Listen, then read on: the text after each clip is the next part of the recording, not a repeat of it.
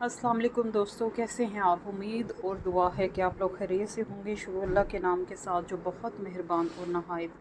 रहम वाला है। दोस्तों आज हम सूरह जो है ना तौबा की 51 आयत से शुरू कर रहे हैं, तो शुरू करते हैं। रब्बी इश्रह ली सदरी व यस्सिर ली अमरी वहलुल उक़दतम मिन लिसानी यफ़क़हू क़ौली।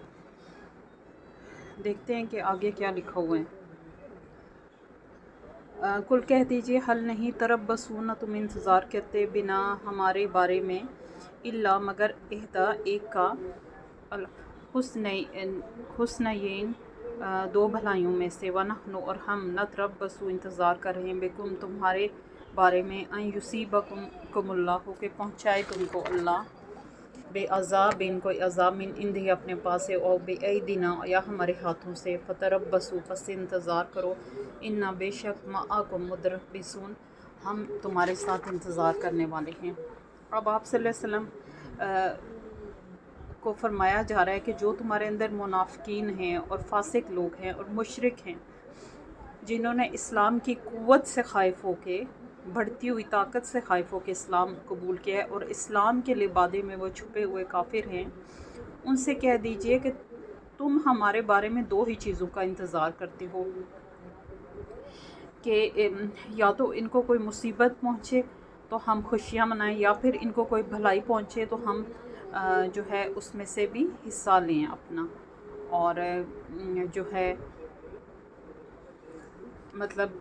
भलाई इन सेंस के कोई फ़तह होती है तो जैसे कि मालूम मता मिलता है, या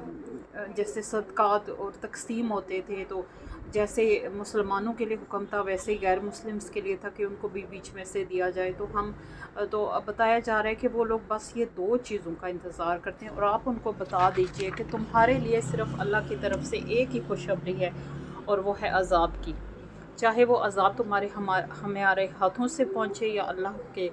तरफ से पहुँचे, तुम्हारे बारे में सिर्फ़ एक ही वईद है और वो अज़ाब की है। तो बस तुम भी इंतज़ार करो, हम भी तुम्हारे साथ इंतज़ार करने वाले हैं, क्योंकि अल्लाह के वादे झूठे नहीं हो सकते। अल्लाह ने अगर उनको अज़ाब देने का, उनके बहुत ज़्यादा करतूत देखने के बाद और फाइनली एक मुहर जब उन पर लग जाती है, तो फिर उन पर वही एक ही वईद रह जाती है, और वो है सज़ा और अज़ाब की। कुल कह दीजिए, अनफ़िकु खर्च करो तो अनखुशी से, और करहन या नाखुशी से, लन हरगिज़ नहीं, यतक़ब्बला कबूल किया जाएगा, मिनकुम तुमसे, इन्नकुम बेशक तुम हो कौमन लोग, फासिकीन नाफरमान। यानी अब ये उन मुशरिकीन की बात हो रही है जो इस्लाम के लिबादे में थे। उनसे कह दीजिए कि जहाद के लिए जब ऐलान किया जाता है तो चाहे तुम खुशी से खर्च करो या नाखुशी से, तुम्हारा जो होता तो उनका नाखुशी से था ना, तुम्हारा हरगिज़ अल्लाह के यहाँ कबूल नहीं किया जाएगा कुछ भी दिया हुआ, कुछ भी तुम्हारी नीयत। बेशक तुम ऐसे लोग जो फासिक हो, नाफरमान हो, कि तुम्हारे दिल नाफरमान हैं, उन्होंने अभी तक इस्लाम कबूल नहीं किया, और तुम अपनी हत्युल इम्कान कोशिश करते हो कि किसी तरह इस्लाम में फ़साद डाला जाए और तुम्हारे पास कोई जगह हो रहने की, तो तुम वहाँ चले जाओ, इस दीन से भाग जाओ, यानी इस हालत में से जुड़े हुए हो। पमा और नहीं माना हम, रोका इनको, अनतुकब्बला के कबूल किए जाए, मिनहुम इनसे, नफ़क़ातुहुम इनके माल, इल्ला मगर इस बात से, अन्नहुम के बेशक उन्होंने कुफ़र किया, बिल्लाह अल्लाह के साथ, वो बेरसूल ही और इसके रसूल के साथ, वाला और नहीं, यातूना सलाता वो आते नमाज को, इल्ला मगर वहम और इस हाल में कि वो कुसाला के सुस्त होते हैं, वाला और नहीं, युनफ़िकूना वो खर्च करते, इल्ला मगर वहम कारिहून के वो नापसंद करने वाले हैं। यानी अल्लाह की राह में जो भी चीज़ दी जाए, अब इसका देखें और नहीं रोका इनको कि कबूल किए जाएं इनसे इनके माल, मगर इस बात से बेशक उन्होंने कुफ़र किया अल्लाह के साथ और इसके रसूल के साथ, और नहीं वो आते नमाज को मगर सुस्ती के साथ, और नहीं वो खर्च करते मगर इस हालत में कि वो नापसंदीदा होता है उनके लिए। यानी कि अल्लाह ताला सिर्फ़ तुम्हारे कोई भी कोशिश जो है वो इसलिए कबूल नहीं करता और नहीं करेगा, और मुहर इसलिए तुम पे लग गई कि तुमने कुफ़र किया उस दीन से जो हकीकत में अल्लाह का था और उसके रसूल का था। और अगर तुम इस्लाम में आए हो तो इसकी ताकत से ख़ाइफ़ होकर اور نماز تم کس حالت میں پڑھ رہے ہوتے ہو کہ اس حالت میں کہ تم انتہائی جیسے کسی کے اوپر کوئی بوجھ لاد دیا جائے تو اس کو بوجھ اٹھانا پڑ جائے، اس حالت میں تمہاری نماز ہوتی ہے۔ اور جو خرچ کرتے ہو اسے ضیاع سمجھتے ہو، اور وہ خرچ کرنے پر جو اسلام کی راہ میں دکھاوے کے لیے کرتے ہو اس پر سخت ناخوش ہوتے ہو اندر سے، لیکن کیا ہے کہ اس کو ضیاع سمجھتے ہو مال کا۔ فلا تو عجب کا، پس نہ تعجب میں ڈالیں آپ کو اموالہم مال ان کے، ولا اونا اولادہم اولاد ان کی، انما بے شک یرید اللہ چاہتا ہے اللہ لیعذبہم کہ عذاب دے ان کو بہا ساتھ ان کی فی الحیات دنیا کی زندگی میں، وتزہق اور نکلے انفسہم ان کی جانیں، وہم اور اس حال میں کہ کافرون وہ کافر۔ آپ صلی اللہ علیہ وسلم سے فرمایا جا رہا ہے کہ جو ان کو دنیا میں زیبائش اور آرائش کے سامان دیے گئے ہیں اور ان کو کثرت مال سے نوازا گیا ہے اور ان کو کثرت اولاد اور بیٹوں سے نوازا گیا ہے، وہ دیکھ کر آپ صلی اللہ علیہ وسلم تعجب میں نہ پڑیں، آپ کے ساتھی تعجب میں نہ پڑیں کہ کوئی اللہ کے بہت چہیتے ہیں۔ مطلب انسان سوچتا ہے کہ یہ کوئی اللہ کے بہت چہیتے ہیں جو ان کے پاس مال و دنیا کی ساری دولتیں ہیں، اصل میں ان کے پاس ہوتی دنیا ہے، ان کی آنکھیں بند ہونے کی دیر اور عذابوں کا نہ ختم ہونے والا سلسلہ شروع ہو جاتا ہے۔ تو اس وجہ سے اللہ تعالیٰ نے کہا ہے کہ آپ اس پر حیران نہ ہو، بے شک یہ چیزیں بھی ہم نے ان کو آزمائش اصل میں ایک عذاب کی قسم ہوتی ہے، آزمانے کے لیے دی ہیں،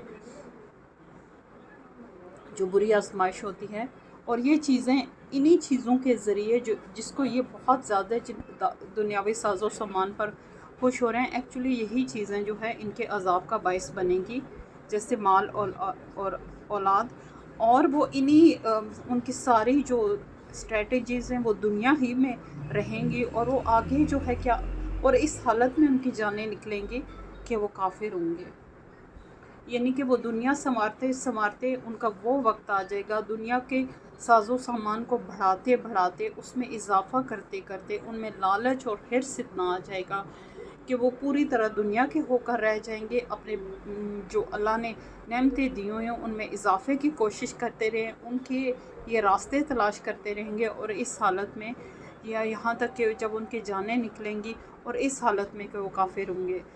وَيَخْلِفُونَ اور وہ قسمیں کھاتے ہیں، باللہ اللہ کی، انہم بے شک وہ، لمنکم البتہ تم میں سے ہیں، وما اور نہیں ہم وہ، منکم تم میں سے، ولیکنہم لیکن وہ، قوم یفرقون وہ لوگ ہیں جو یفرقون لوگ ہیں ڈرتے ہیں، یعنی کہ وہ تمہارے اندر موجود ہیں۔ آپ صلی اللہ علیہ وسلم کو بخبر کیا جا رہا ہے منافقین سے، کہ منافق اسلام کے لبادے میں چھپا ہوا ایک دشمن ہوتا ہے، تو آپ صلی اللہ علیہ وسلم کو بخبر کیا جا رہا ہے کہ وہ قسمیں کھائیں گے اور ہر طرح سے خود کو آزمائش کی سوٹی سے گزر کر ثابت کرنے کی کوشش، اوپر سے ثابت کرنے کی کوشش کریں گے کہ ہم آپ کے ساتھی ہیں، حالانکہ وہ نہیں تم میں سے، یعنی کہ ان پر یقین مت کرنا، وہ تم میں سے نہیں ہیں، وہ صرف ڈر کی وجہ سے اسلام انہوں نے قبول کیا ہے، اسلام کی بڑھتی ہوئی طاقت سے خائف ہو کر جب بڑے بڑے قریش کے سرداروں نے اسلام قبول کیا اور وہ صحابی بن گئے، اور وہ پھر منافق لوگ ظاہر ہے اتنے زیادہ لوگوں نے اتنی تعداد میں اسلام قبول کر لیا، مکہ فتح ہو گیا ان کے رہنے کی جگہ، تو انہوں نے ڈرنا ہی تھا، وہ صرف ڈر کی وجہ سے اسلام قبول کیے بیٹھے ہیں۔ لو اگر یجدون وہ پائیں ملجأن کوئی جائے پناہ، او مغاراتن کوئی غار، او یا مدخلن یا گھس بیٹھنے کی جگہ، لولو البتہ بھاگ جائیں علیہ اس کی طرف، وہم اور وہ یجمعون سرکشی کرتے ہیں۔ اب دیکھیں کہ اسلام کو کس کنڈیشننگ پہ انہوں نے قبول کیا ہے۔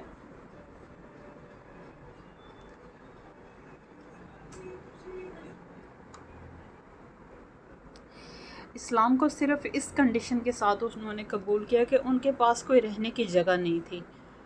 اگر ان کے پاس کوئی رہنے کی جگہ ہوتی، کوئی غار ہوتی، کوئی جائے پناہ ہوتی، اور یا کوئی گھس بیٹھنے کی جگہ، یعنی ان کا کوئی کہیں ہوتا اور ان کو ایک رہائش ان کی انتظام ہوتا، تو وہ کبھی اس دین کو قبول نہ کرتے. وہ اپنے مال اسباب بیٹوں گھر بار اپنے کاروباروں کے لیے یہاں بیٹھے ہوئے ہیں. اگر یہ چیزیں وہ کہیں لے جا سکتے پاسبل ہوتا تو وہ کبھی جو ہے اسلام قبول نہ کرتے. حقیقت میں وہ اسلام سے منہ موڑنے والے اور سرکشی کرنے والے ہیں. وَمِنْهُمْ اور ان میں سے من یلمزک جو الزام لگاتے ہیں آپ پہ فی صدقات صدقات کے بارے میں. فَإِن پھر اگر اوتو وہ دیے جائیں منہا اس میں سے ردو راضی ہو جائیں. وَإِن لم اور اگر نہیں یا اتو وہ دیے جائیں منہا اس میں سے اذا ہم تب فوراً وہ یسخطون ناراض ہو جاتے ہیں. یعنی کہ آپ صلی اللہ علیہ وسلم جو مطلب جب بھی جنگ ہوتی ہے تو مال اسباب آتا ہے اور اس میں سے اللہ نے 8 حصے مقرر کر دیے تھے کیونکہ کبھی کبھار باہمی لالچ آ جاتا تھا یا کچھ بھی ہوتا تھا. بہرحال وہ حصے اتنے صاف اور واضح تھے کہ اس کے بعد صدقات اور اس قسم کا جو مال و متاع تھا اس پر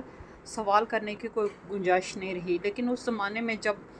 کسی قوم کا مال ہاتھ آتا تھا یا مال غنیمت جس کو کہہ لیں یا پھر کسی طرح کا بھی مالی فائدہ ہوتا تھا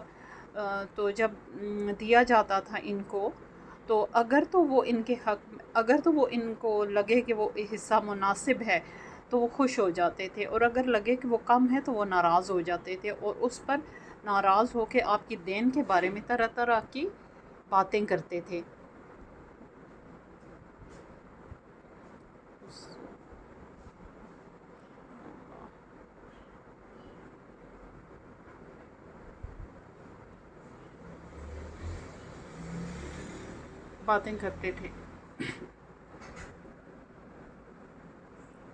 وَلَوْ اور اگر بے شک